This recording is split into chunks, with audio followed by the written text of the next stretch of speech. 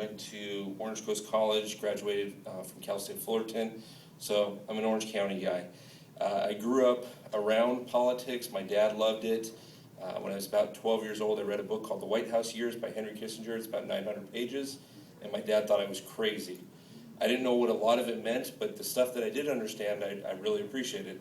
Hence, several trips to the Nixon Library over my lifetime. Played baseball, had a baseball scholarship, turned it down to go do some church work. Have been a Republican in my entire life. In fact, I get accused for being too conservative. My family actually gives me a hard time for being too conservative. And every time they say that you're too conservative, I say, all right, what's the problem? Got married in 1999, met a beautiful woman, fell head over heels for this lady. We've been married for almost 13 years. In fact, our anniversary is 4 days. I should probably write that down. So 13 years we've been married.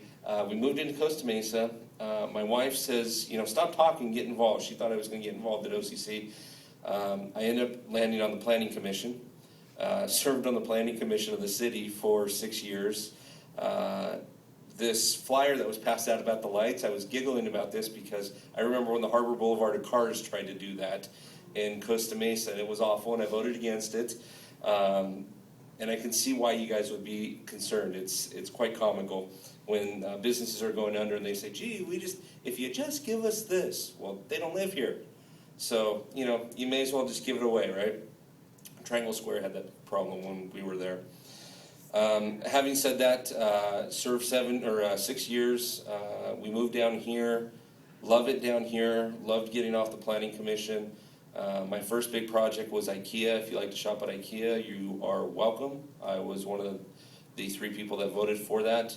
That was probably the hardest ordeal of my life. I had over 20 pounds of paperwork after the thing was done. I actually weighed it. It was quite crazy. I've worked on several campaigns, have worked on several different issues, including Prop 8. My church was very involved in Prop 8. I was actually the liaison for a portion of Prop 8 for my church. Did a lot of walking, a lot of talking, did a lot of phone calls, recruited people to do phone calls.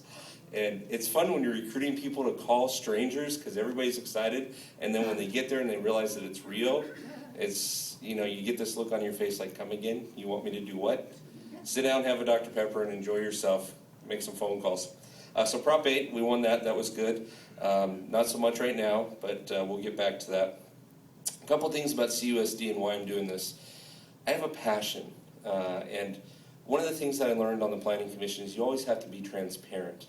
And one of the things that Ellen didn't tell you was when I decided to get involved, I thought, okay, well, this is good. I feel passionately. I knew about the deficit, and so I started attending the meetings.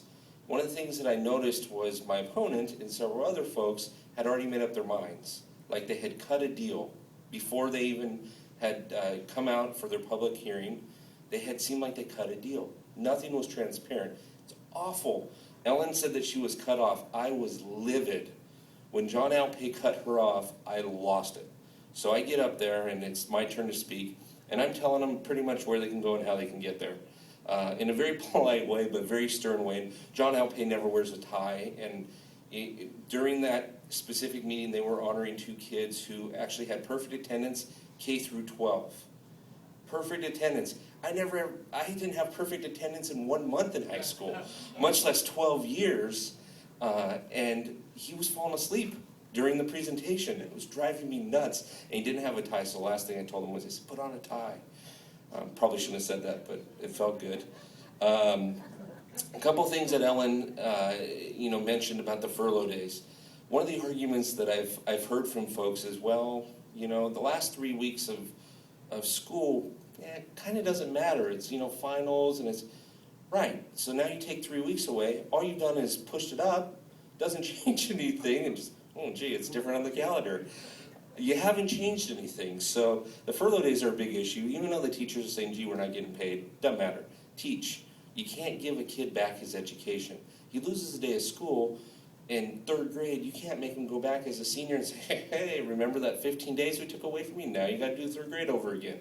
It doesn't work like that. So once the days are gone, they're gone. I work in an environment where I'm negotiating contracts and negotiating all the time. I love doing it. I had a very interesting call with a New York-based firm today, and I won the battle, and I think I'm going to win the war in the negotiation. But I about fell out of my chair when I found out about $30,000. If the union came to me and said, we need $30,000, my first question is going to be, for what? Tell me what you're going to do for the kids. And when they say, gee, we need to learn how to negotiate against you, my face is going to do something like this. And then the next question I probably will say to them is, really? All right? Are you guys going to pass around a collection plate because you're not getting it from me? That was the most ridiculous thing ever. I mean, that's just as bad as Sacramento. And speaking of Sacramento, this organization, Ellen has done a very, very good job, and Sue Palazzo has also done well. They're not counting on Sacramento. They realize that Sacramento is not going to provide. These guys are counting on the fact that Sacramento is going to give them this money because this tax initiative is going to go through. It doesn't work like that. You don't threaten voters. Voters go the other direction. They always do. If they're smart, they do, right? But sometimes the voters aren't. Look who we got for president. Not our fault, but, it doesn't always work out our way. So it's comical because, I experienced something very unique. About 3 years ago, I was in Florida with my grandmother and my mom and a couple of her sisters. And my mother, who's in her late 50s, and her sisters, who are older than her, were acting like children around my grandmother at dinner. And it was funny to me. And then I realized something interesting. We go back to what we know that's familiar. So when they're in a familiar setting, we act that way. At CUSD, it's kind of interesting because everybody's acting like our parents always said, you can't spend money you don't have. We give you X number of dollars for allowance. That's all you have to spend. If I give you $10, you can't have, don't go spend 12. It's just not going to work that way. The current board is doing that. They're spending 12 when they only have 10. And they're looking for somebody to point the finger at and say, gee, it's your fault. No, gee, it's your fault. It doesn't work. You need strong, solid people that are going to stand up to the union and say, look, you want to talk? Fine, let's talk. But we're going to talk like human beings, and we're going to be reasonable. And the first thing that's going to be on my mind is the kids and the education of the kids. I had mentioned spend less. So that's one of the things that they need to do. I personally am hoping that we'll have enough success this year to get me elected, to get Gary out socially. Gary is quite a bit different than I am. If you have the ability to, this gentleman mentioned it earlier, I have a website. It's very basic. It's Bill Perkins, 4, CUSD.com.